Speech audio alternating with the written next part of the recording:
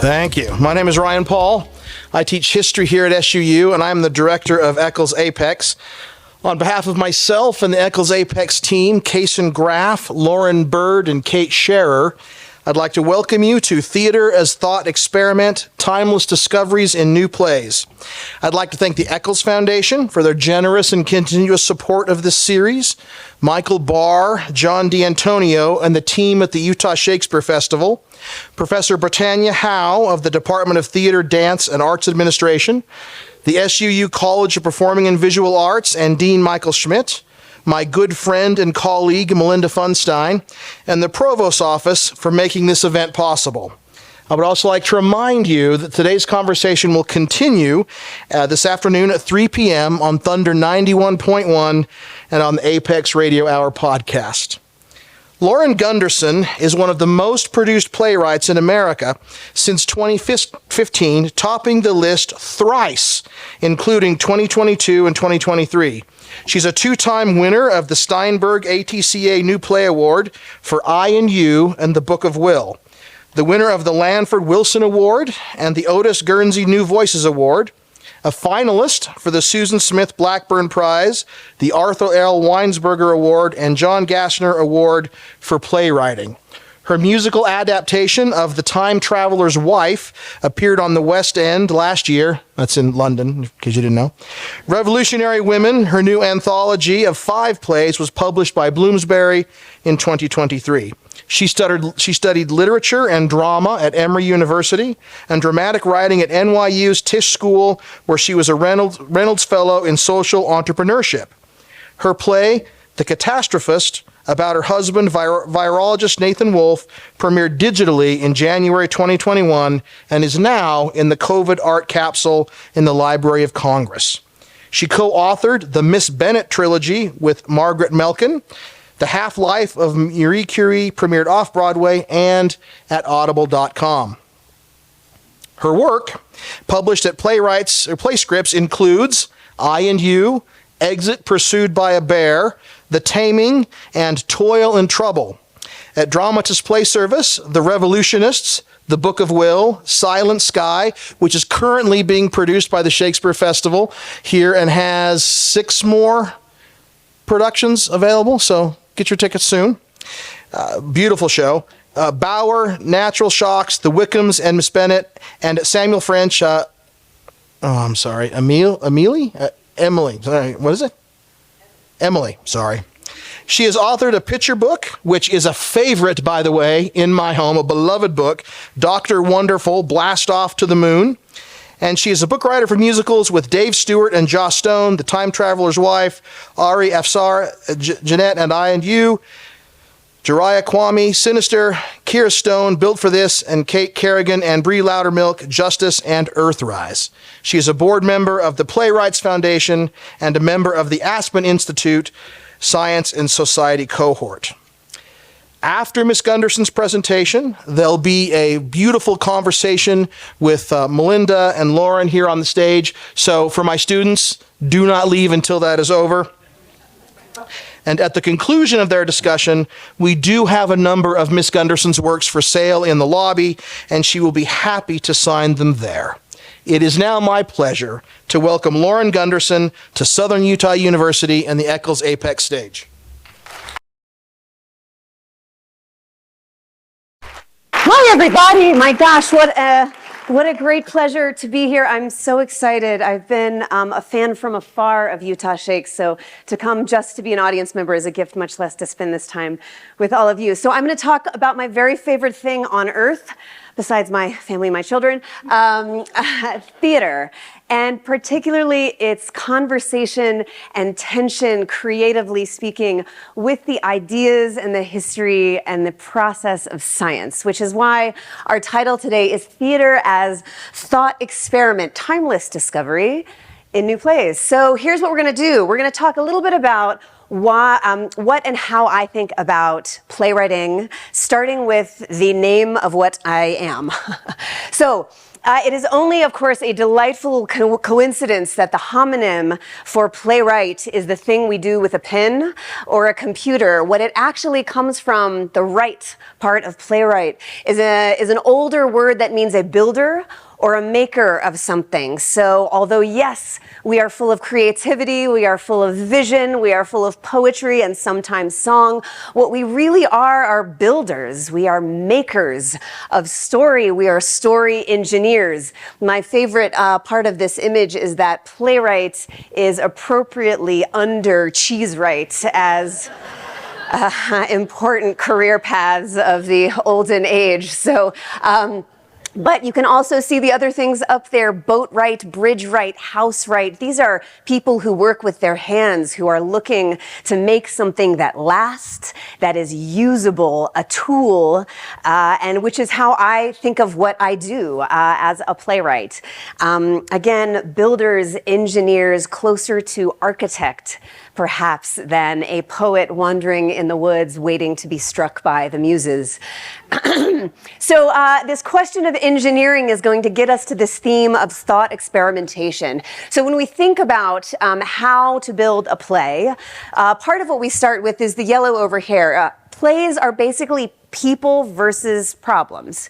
That's what we're here to watch. Yes, we are going to get some great poetry. We're going to get some wonderful couplets and turns of phrase, certainly if you're watching our Dear Shakespeare. Well, what we're really here to do is to look at other people figure stuff out.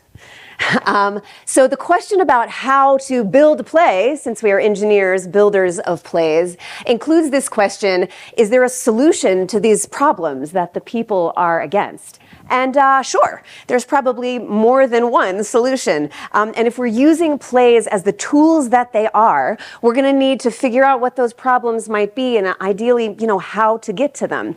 So we quickly get to this question about how do we know what the problems are if we don't do some experimentation, if we don't test ourselves against trouble and joy. And how do we do an experiment with our hearts without costing our hearts? And I propose that we do it with stories. So, the thought experiment part we have here is, of course, not my idea. There are very smart gentlemen and women and people who have come up with this idea before. So we're going to start with probably the smartest one, Mr. Einstein. So the thought experiment idea comes from him, and he says, when he was daydreaming in that patent office in, I believe, Vienna, because he couldn't do the experiments he wanted to do because his science was so radical, was so revolutionary, was so untestable. The only place that you could do it, the only laboratory he had, was in his mind, in his imagination. So he called these things thought experiments. And of course, defined by the Stanford Encyclopedia, blah, blah, blah, the thought experiments are devices of the imagination used for hypothesis, exploration, analysis, or just entertainment, just that. So the idea, here we go. We have it in front of us. This scientific tool that the greatest of theoretical physicists of all time used is what I propose theater is: a thought experiment to do the work, to test humanity in the ways that we can't or perhaps wouldn't survive the test in other forms. We are going to use the power of imagination, the devices of the imagination. Theater is that device. And across, through this exploration and through this presentation, we're going to see some pictures from plays of mine. This is from a play called Earthrise at the Kennedy Center. Of course, there's a German word for thought experiment. I think we should all know it. I don't even, it's that one. That's the whole slide. That's it. Now we know. Okay. So stories are thought experiments. Theater is a thought experiment. So here's a bit about why the heck we would bother doing the thought experiment. Here's why. Humans are highly social, highly emotional, highly intelligent. So that's going to set us up nicely for theater. Highly social, we're going to here to watch people. As I mentioned, it's people versus problems. Humans are highly emotional. That's how we know what matters. So theater is, of course, the landscape of emotion. So that's going to help us figure out what matters, to figure out what to do with the people and why it matters to them. It's also highly intelligent. We want to solve problems. We want to figure stuff out. If you give us a problem, we're going to look for a solution. So again, if plays are people versus problems, we've got this covered. We are prepared for this assignment. Fiction is a powerful tool to examine ourselves and society safely. You don't have to be Macbeth to test yourself about what you would do with great power, how far you would go, right? We're not going to have to kill you for the crown. You're going to watch somebody else go through that. And the entire time, the assignment of theater is for you to ask yourself as an audience member, what would I do? Ideally, so that you don't become Macbeth. You don't have to become King Lear. You don't have to become Hamlet in order to figure out the lessons that they learn and share them with the people that you love. So the other reason about why thought experiments as stories works is because stories are tools to understand, build, and sustain society through safe, meaningful, and for plays, embodied imagination. We're not just thinking it, right? We're going to act it out for you. We're going to make beautiful costumes and have sets and do all of the things that make it not only intellectually and emotionally resonant, but something that sticks with you, that alights into your soul, that delights you, that scares you, that not only presents emotion, but embodies and encourages emotion in you. That's how the ideas are going to stick, right? That's how we don't make things that are forgettable. We make things spectacular. So you don't forget the lessons, that some are ancient lessons that we need to keep learning. Why? Because people keep being born. So we need to have these conversations again and again and again. Because these stories, of course, they investigate, inspire, and they caution. Those are the great ones. But also because plays are portable. When you do what I do as a playwright, I'm creating a blueprint that gets resurrected and revived in every production, like the one right now here. The Silent Sky is one of many productions that have existed all over the world. That is portable. That means the lessons of that play, the lessons of Hamlet, of Antigone, of A Raisin in the Sun, can be revived and re-experienced in any community, anytime. What a better tool for engagement in a long arc of important lessons that humanity needs than theater. So humans need these stories to know how to live. Humans have created this tool of live performance because we need to know how to engage with these questions again and again, and we need to do it effectively. We need to do it portably, adaptably, revivably. We need to know how to live, and we come to one of the tools we use is theater, to come again and again to this space, to ask, what would I do? What should I do? What can I do? What will I be? What's worth fighting for? What is love?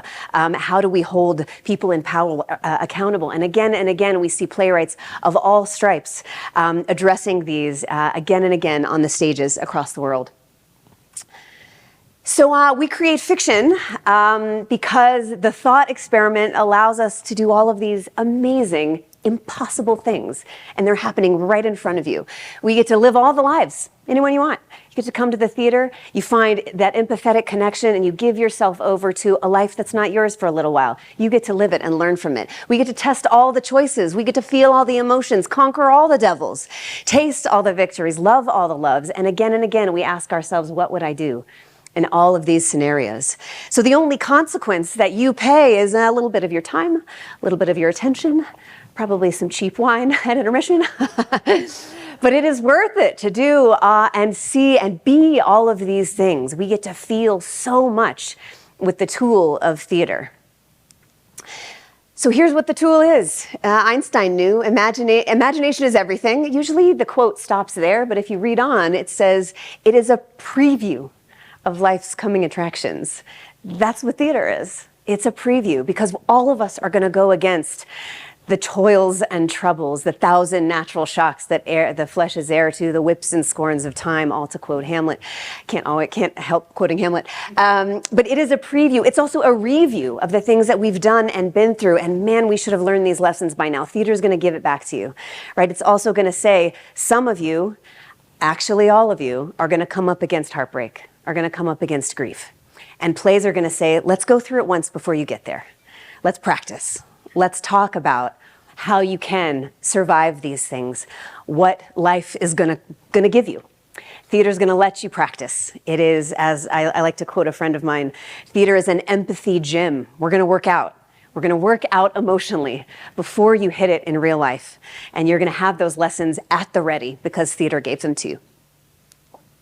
So we're going to talk a little in the weeds, playwriting weeds for a moment. I promise it will be quick. Dramatic structure is my favorite technique for writing plays. It is a way of understanding theater, going back to that first idea that we are builders, makers, engineers. Here's how you engineer a play. This is the brief version. I can go on 4 hours about this. But the brief version is beginning of a play. We're going to need to know who the main character is, get that exposition, figure out the who, where, when of everything, and most importantly, what they are up against, why it's so hard to get, and what is impassioned in them to want to do this very, very hard thing. In the middle, that character, in between the beginning and the middle, they're going to try a lot of things, going to fail a lot of things, going to learn a lot of things, and keep moving on until we get to a midpoint, which is where we have a revelation, a discovery, something that's going to make whatever they want that much harder to get. It's going to make the first half of the story very different than the second half of the story. You know, things start getting real in Act 2. Between the midpoint and the ending, they're going to have to contend with the original thing that they wanted and how they were doing it, and this new midpoint discovery. Things are going to get hairy. We're going to hit bottom. Right before the ending, it all leads up to what I like to think of as a character-defining choice and action in a critical climactic moment that we will learn the proof of who this character is. It might be very different than who they think they are, certainly different than who they say they are. They may not even believe what they are capable of, both good or bad. But this moment, this critical moment at the ending, the climax of our story, the reason why we told the story at all is going to be because we're going to learn the proof of who they are. Now here's dramatic structure in a different form, just because some people like it visual, those people are me.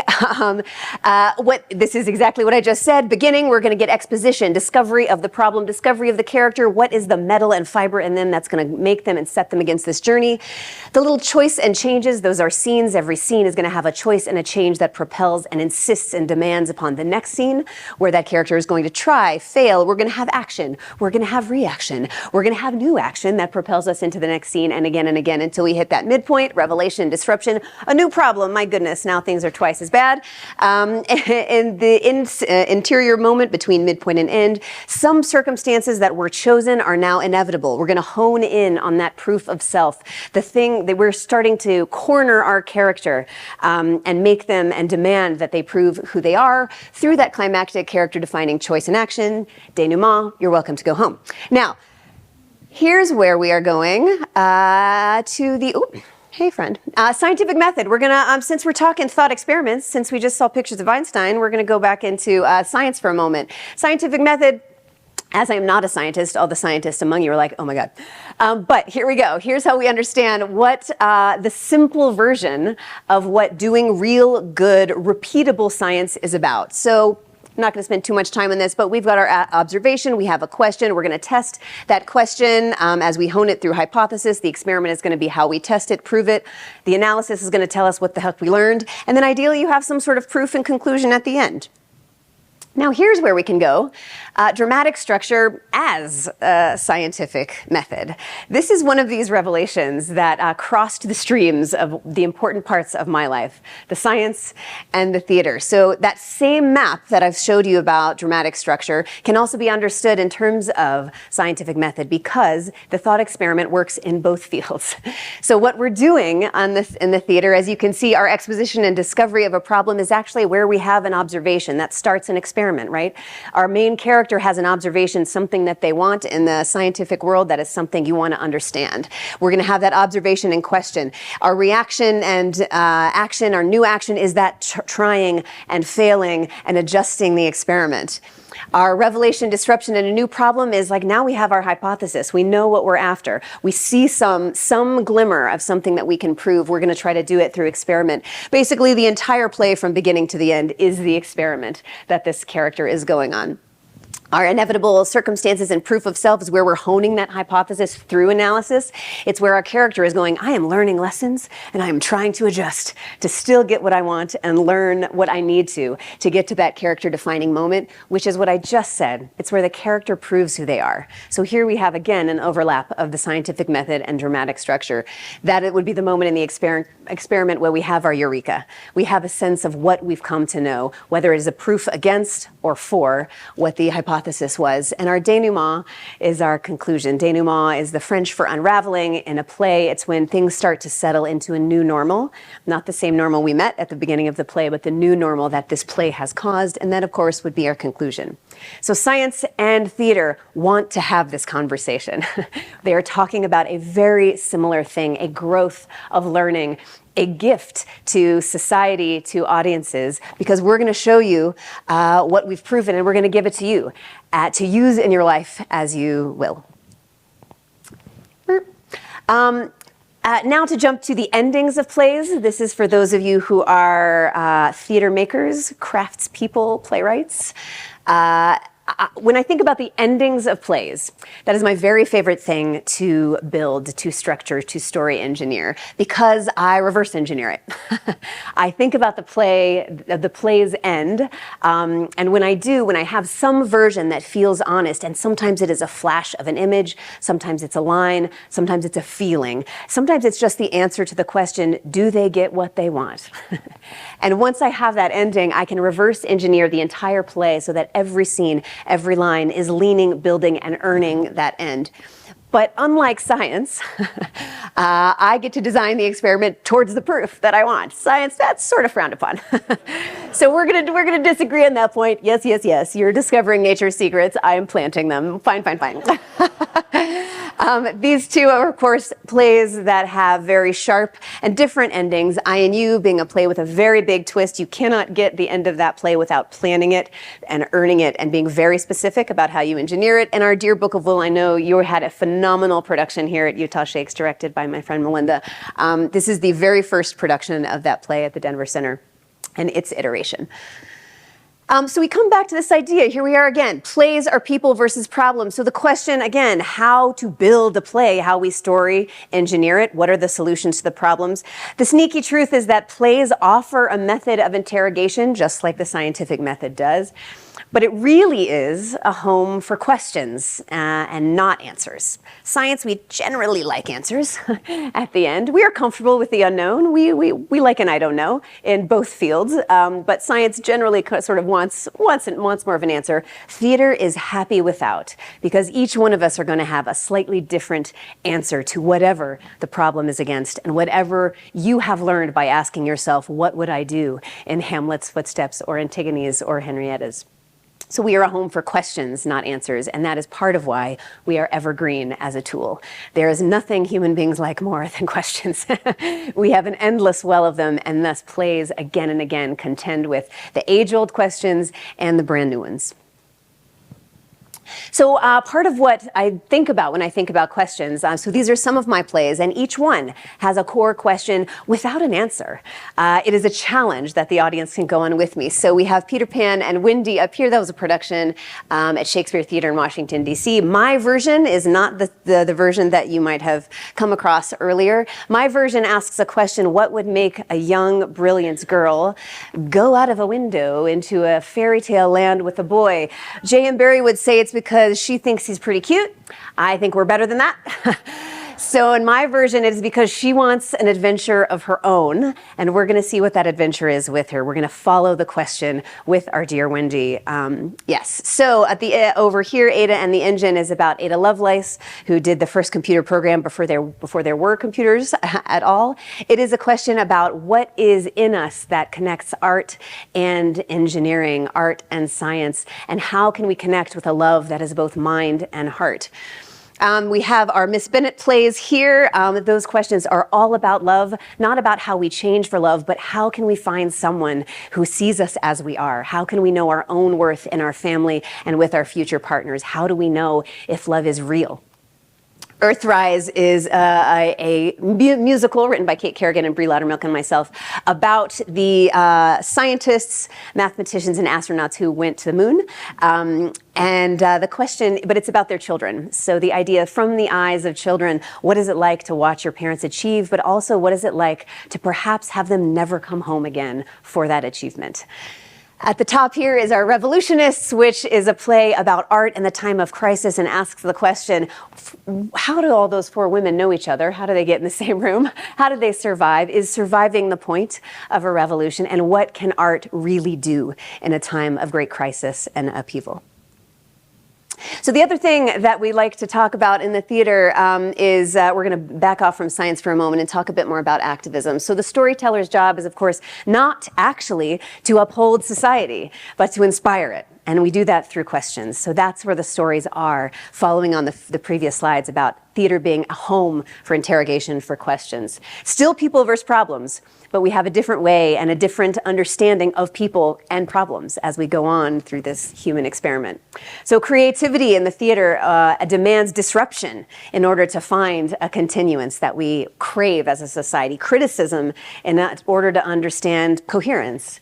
Destruction in order to rebuild, conflict to earn resolution. These are things that we come against again and again when we build and act and design for theater. So it's not enough, I think, to know how to write, but actually must ask yourself about why. So the activism of any story is so important. And it goes to the quote by the wonderful, brilliant Toni Morrison, "The best art is political, and you ought to be able to make it unquestionably political and irrevocably beautiful at the same time." So she doesn't say that all art is political, just the best art. I think that's a fabulous challenge. And I think it asks us to say, sure, there's art that entertains, there's art that delights, that comforts. But the best art is when we say, what is next for our politic? Politic meaning the populace for all of us. What is next? What have we not dreamt up? And the way we get to that new thing is through the tool of theater. Again, going back to that Einstein quote, imagination is going to get us there. Imagination is how we preview the future. Toni Morrison wants us to do that. Einstein does too. Let's go. So, theater allows us to do some incredible things. Through this thought experiment, it allows us to time travel back to different eras. To life travel, go visit Hamlet. It allows us to love travel, to grief travel, hate travel, danger travel. You can visit these places in a play, learn some lessons, and come back safely. Theater also allows us to emotionally resonate with consequences of potential actions and inactions that you may come across in your life. Theater allows us to say again, what would I do and what would happen if I didn't? Theater is also a place to preview and review of life's critical explorations of the heart, the person, and the state. So we get to do the work of love, and we also get to say what happens if the world is different, and how do we know what we need to do to get there. So theater's a laboratory. It's the laboratory of life. We get to play here. We get to learn here. We get to grow and test ourselves here.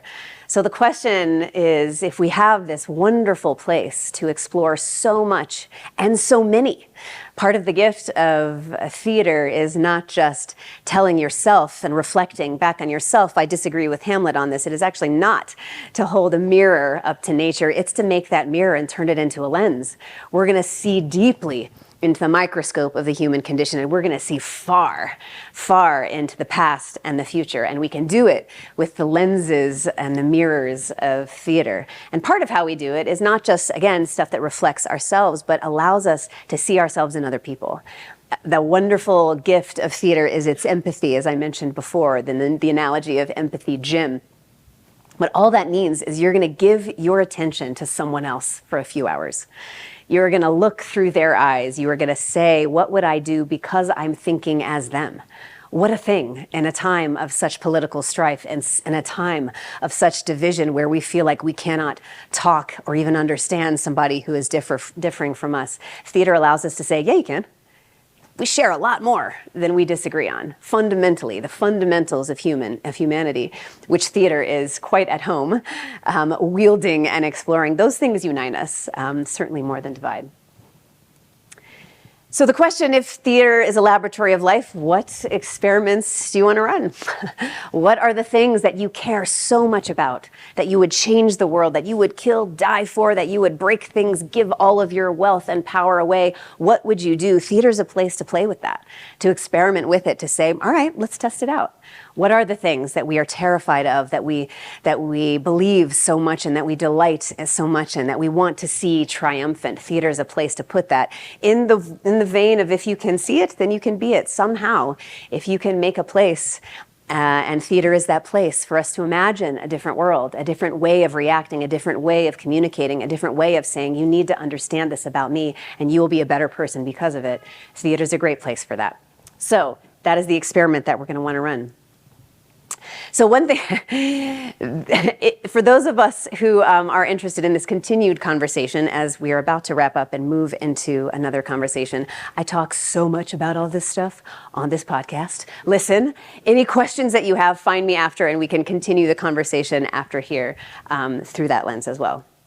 So when we think about theater as thought experiment, I hope that every play that you go into, you clock those moments when you fall into the space, the empathetic space, that transcendent alchemical transition that happens when you start to fall into a story, when you connect with a main character, when you're starting to ponder, I'm not sure if that's the right choice for them to make. I would do something different. Or yes, that's exactly what I do. Or oh my gosh, that's so like me. Or oh my gosh, that's so much like my friend. That is theater working.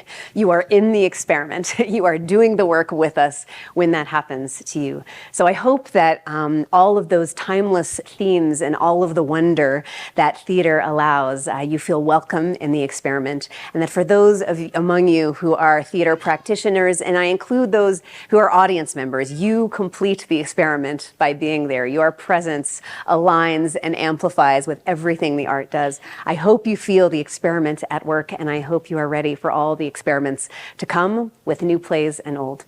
Thank you so much. Let's have a conversation with Melinda.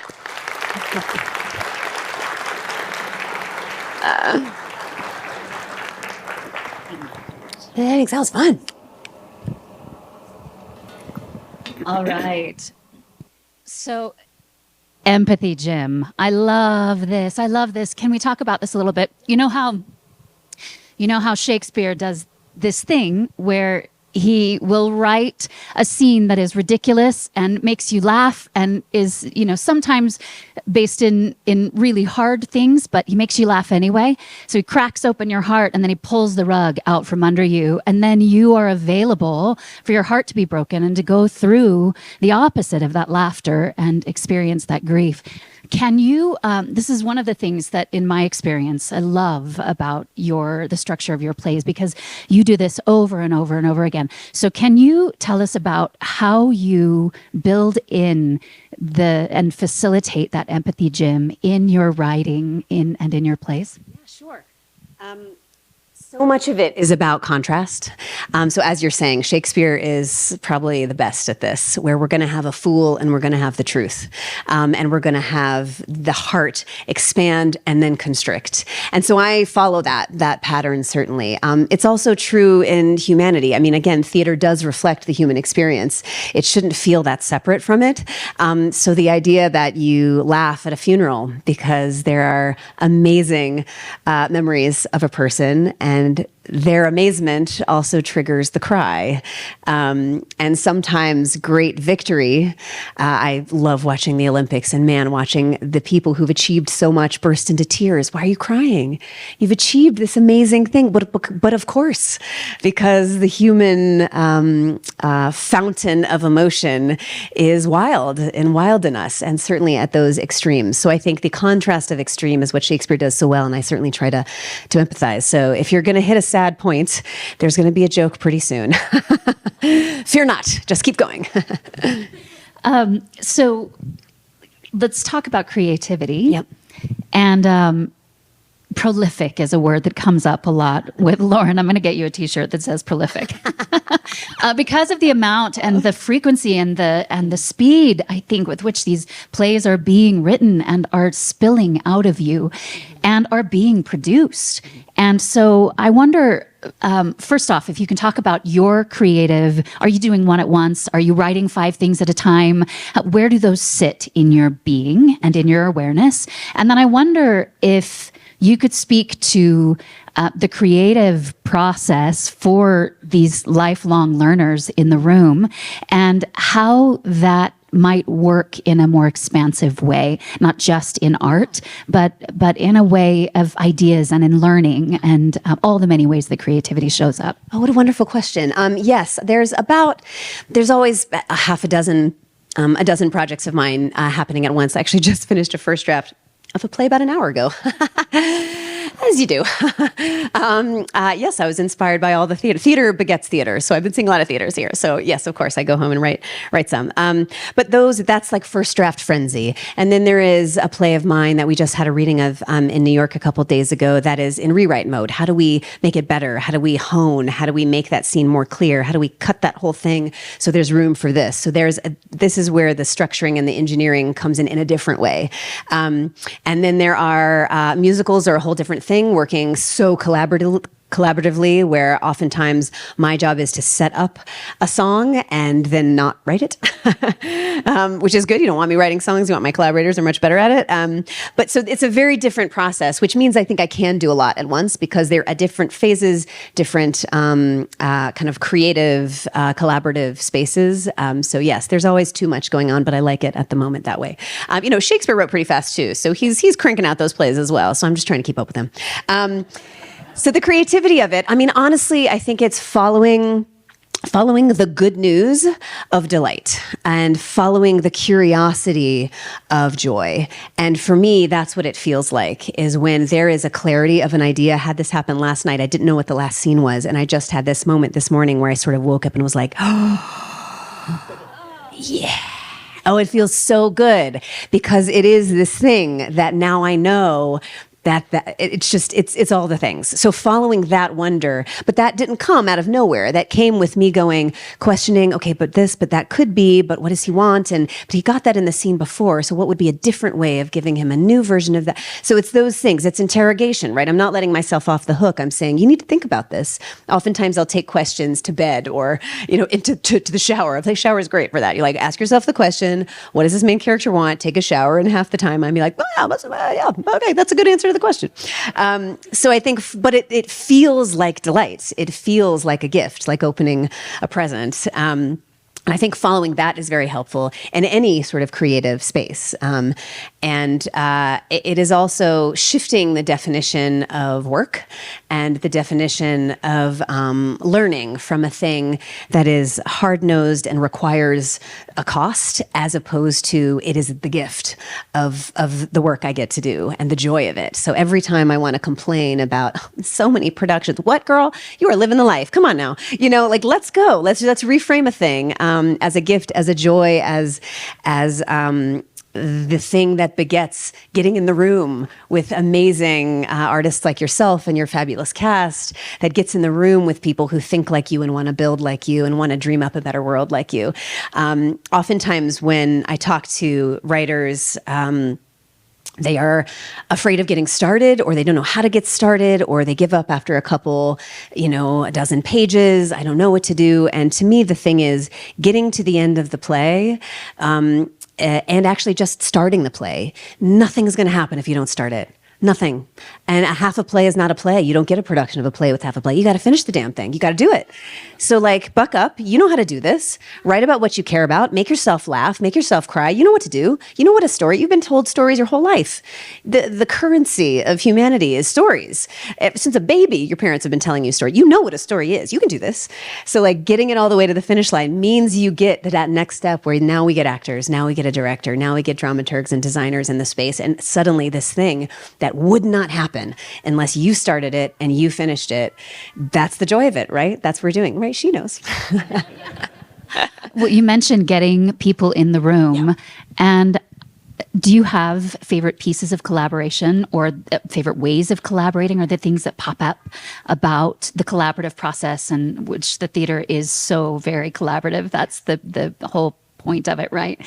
But do you have ways that you like to collaborate, or maybe any lessons in collaboration? Yeah, I mean, collaboration is all about clear about what you know and clear about what you don't, and clear about what the ask is. So, for example, when I'm working on musicals, my job is not just to write the lines that happen before and after the songs. It is to set up the whole world. It's the whole structure of the story, who these people are, what they want, why are they singing at all. That's my prerogative. And I get to define the journey and the want and all of that. But it also means that, we got to write some songs. So my job is also to say, all right, this is her decision song. This is her song where she says yes or no to this person. Are you going to leave or are you going to stay? So I get to write what I think of as I call them the crappy monologue, which is, should this character who's about to sing have a monologue, not a poetic one, not a very good one, but just what is in your mind? What are you up against? What are you wrestling with? Why are you singing this song? What are you trying to decide? And critically, the songs do narrative work, not just we're going to stop and sing about love. No, we're going to make a decision. We're going to discover something. We're going to either give up, give in, to go on, leave. Some decision is going to be made, usually in the bridge of the song. So my job is to say, all right, here's the decision. She decides to stay. Cool. So now the crappy monologue is gifted to my collaborator, and they often pull out no single word that I've used, but the spirit of it, the clarity of what that character is up against. Now we can write a song. Sometimes one little phrase might find its way into a lyric, but that's really not the point. It's me saying, here's exactly what this character needs. Here's what they're going to learn in the song. Now you go be brilliant. And if that can be, again, that is not me saying it's called this, and she needs to say these 3 images so I can use them later in the scene. It's like, you do what you were brilliant at. I'm going to tell you exactly what the story needs, which is what I'm brilliant at, and we'll meet you on the other side. So that again and again happens with all sorts of collaborators. It's great with directors as well, and with actors to say, I'm not going to tell you exactly how to be Henrietta Leavitt. I'm going to tell you that she needs grit, that she needs a straight spine when she is so passionate about these things. Like, I'm going to give you the gift of that clarity, and you're going to take it with what you're good at and make something spirited and singularly yours out of it. So a little bit of this, a little bit of that works. Oh, that's beautiful.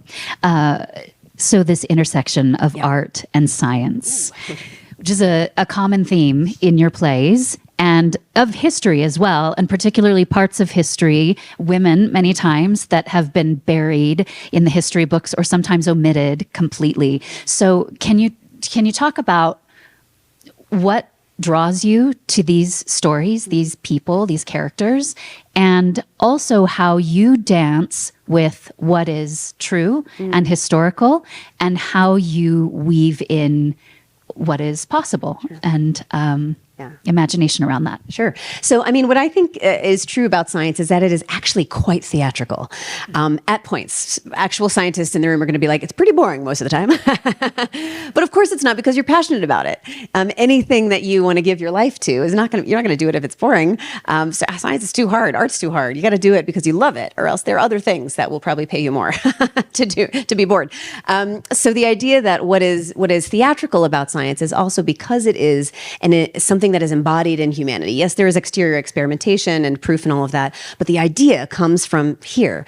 And this is the tool of theater, is the human body. So we get to put someone on stage, and all they have to do is just see that idea occur to them, to see, oh my, I know it, I get it, I know it, wait, right? And we see that at the act break of Silent Sky. We see in Henrietta's body holding this paradigm shifting idea.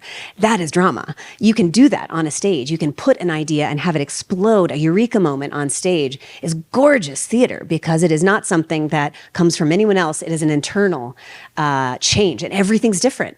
And that is the midpoint that I was talking about. Everything changes in that midpoint when she has that idea. The second half is very different from the first, because she's no longer questing, she now knows. And it's a whole different journey of what to do with the knowledge and how to engage with the future of it, right? So science is inherently theatrical, at least if you do what playwrights do, which is we cut out all the boring stuff and just put the exciting stuff on stage. But the other part about, untold stories is specifically when there are women, people of color, different abilities, people who are largely excluded and have been historically excluded from places of knowledge and power, that makes for better drama. If you have, frankly, a white guy show up at Harvard in 1910 and say, I'd like to do some science, they're like, great, welcome, we have a seat for you. If you're a woman and show up there, say you're not allowed. Now we have conflict. now there's a play to be written about this story. So frankly, they make, selfish feminist of me. I want more stories of women in all the ways and all the varieties and flavors. But just strategically, as a good playwright, it's a better story. She's got way more to prove, way more to fight against, way more to triumph over, which makes for better storytelling. So speaking of paradigm shift, I've heard you mention many times in your time here, not only the writing, not only the collaboration and the theaters you're working with, but then this awareness of popping up and being interested in changing the way we collaborate between theaters, between organizations, and the way we create art in a more sustainable way, in a more holistic and nurturing way to humanity, to human beingness. So can you tell us a little bit about how you are thinking about the state of theater? That's a huge, broad question, but also the reflection of the progress that theater is making on what is happening societally. Yeah. Yes, there's the technical models and kind of institutional models that I think need to shift a bit. And so one example, there's an adaptation that I have that will premiere in Chicago this fall of Little Women. It's an adaptation that sort of aligns the main character, Jo, with the author, Louisa May Alcott, and really sort of transposes one on the other to align with what is so feisty and rebellious about both of them. So it's a pretty singular adaptation. I'm really excited about it. But what makes it special, besides that, is that it is a 4-theater collaboration. So the commission comes from 4 theaters at once, all saying, we want this to exist. It would cost too much for all of us to do it individually, but this is why we're partners. They're very, similar theater companies, so they get to share in the development. We're doing a reading here, a reading at that theater. Different communities make the play certainly better for me. I get to see it with different actors, different communities represented, different, points of view. And also, they get to all call it a world premiere, so they get to share in the kind of joy and the gift of their communities and the pride of saying, we're starting this, we are launching this thing together, which I think why make that one theater's prerogative and not many? So things like that are examples of it. There's also the stuff that the audiences don't see about how to care for actors, how to care for designers and directors. This work is hard. It's emotionally taxing. Some of these plays, it's trauma 8 days a week that they're going through. You will be murdered, Mercutio, every time. How are you doing? So making sure that we actually allow for space to have the humans be the humans. Actors have been often taught for so long to kind of leave the world at the rehearsal door and deal with all this stuff. And sometimes you can't. Sometimes the world is too much. And we need to have a space to say, are you okay? Can we do this scene today? Maybe let's all chat a little bit before we do this. And that's just humans being humans, right? It's not going to work, theater at its best self, if we don't take care of each other.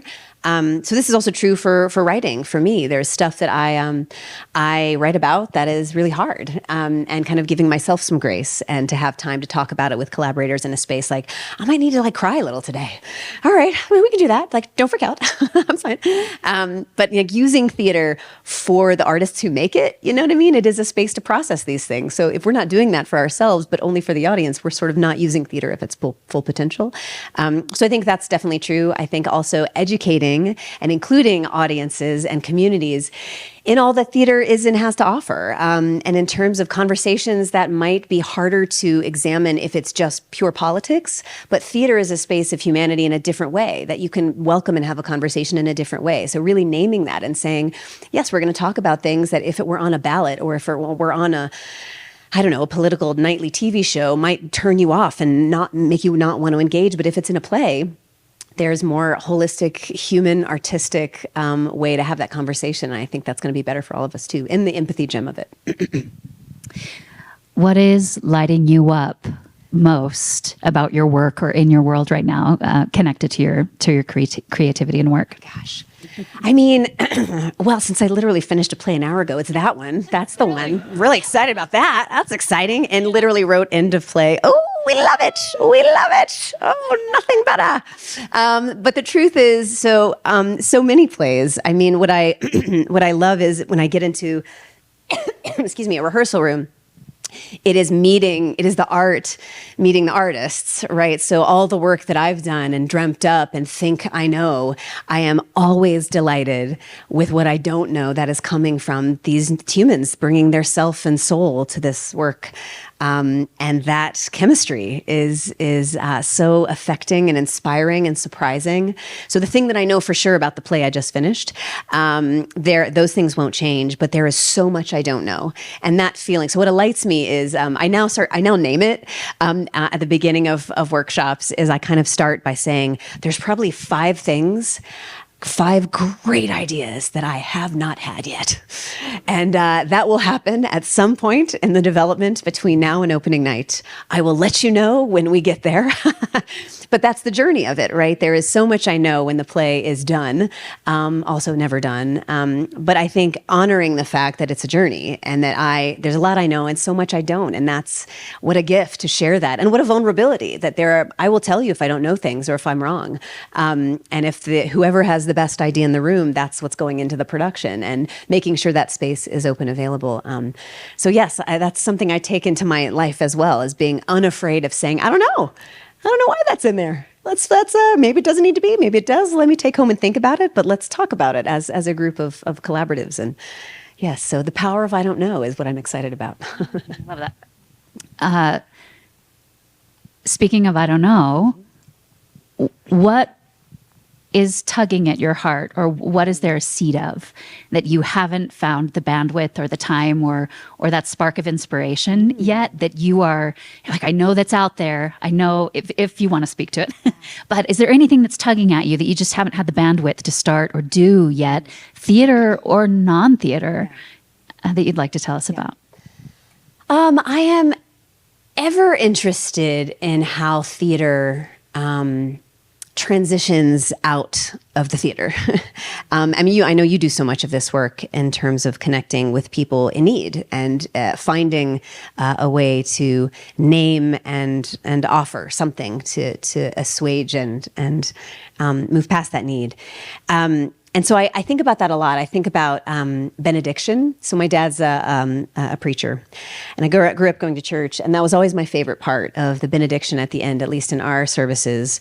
Our wonderful pastor would walk down the aisle and kind of say, basically, take what you have learned and felt here and open the doors of the church and go out into the world and do good works.